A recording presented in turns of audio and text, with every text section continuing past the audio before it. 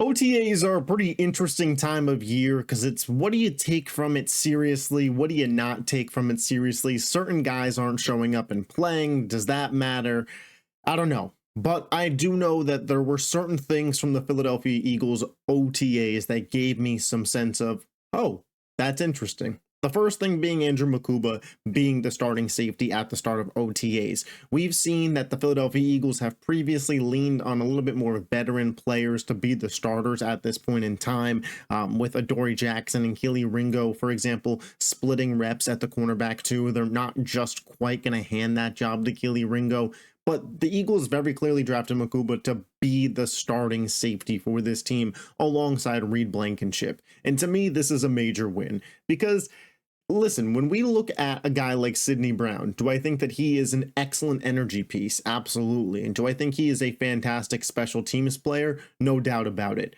But how do I feel about security-wise going into next season with him as the starting safety? Not great. When you take a look at the Eagles' 2022 defense, CJ Gardner-Johnson was a defensive leader and obviously the starting safety. They get to the Super Bowl. 2023, it's Sidney Brown. We see a collapse, a really bad defense, especially a really bad secondary. Not that I'm putting all the blame on Sidney Brown, but the second we get CJ Gardner-Johnson back in 2024, it's a Super Bowl winning defense. You see my point there. Something about Sidney Brown as the starting safety of a Super Bowl caliber team just doesn't sit right with me. I think he's more of a depth piece. No shade at Sidney Brown if he were to stumble across this video, but Makuba being the guy that slides into that role and starts would be a major positive. Another guy that's starting that I thought was quite interesting is Tyler Steen at offensive guard. The Philadelphia Eagles drafted a whole bunch of offensive linemen this year as well and traded for Kenyon Green. But Tyler Steen, I felt like, based on his performance last year as a utility lineman playing both tackle and guard and the team not skipping a beat when he had to sub in, at least earned the opening crack at OTAs, and I'm excited for his opportunity. A notable name that was absent from OTAs for the Philadelphia Eagles is Bryce Huff.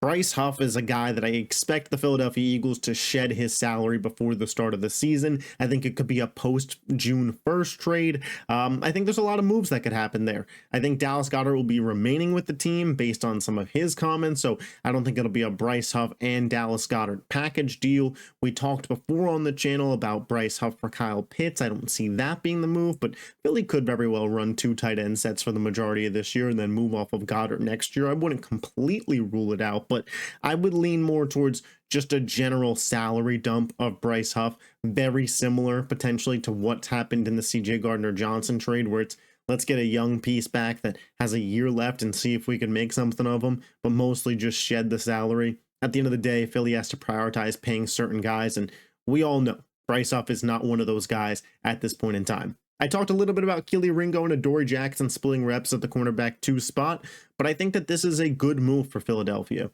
I hope Kelee Ringo wins the job. I think I've made that pretty clear on the channel. I think his athletic profile is very solid. The guy is huge. He's got good speed. I think his high-end potential is there, and I want to look this up. I should have done it before. This is my bad, but still 22 years old. Still just 22 years old. I believe he's younger than Quinyon Mitchell, if I'm not mistaken. Yeah, Quinyon Mitchell is 23. Kelee Ringo still younger than Quinyon Mitchell.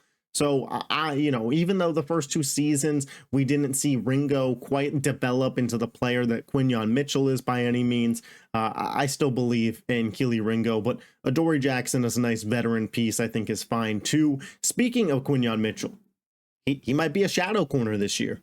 Quinyon Bay might be a moving piece, and that is absolutely fantastic for the Eagles. Premier corners that have the ability to shadow, you don't see them too often in the league. There's a handful of those guys. If Quinyon can be one of those guys, it really makes whoever is that cornerback 2 especially have a lighter load, whether it's Ringo or Adoree Jackson. You know that Q is holding it down. DeJean in 2 cornerback sets has been playing on the outside, but he still is primarily playing the nickel. I think this is the right role for him. Vic Fangio is going to have a field day with that defense. Makumba, Reed Blankenship, DeJean, Adoree Jackson, Quinyon Mitchell in that secondary. It's going to be a real solid group there.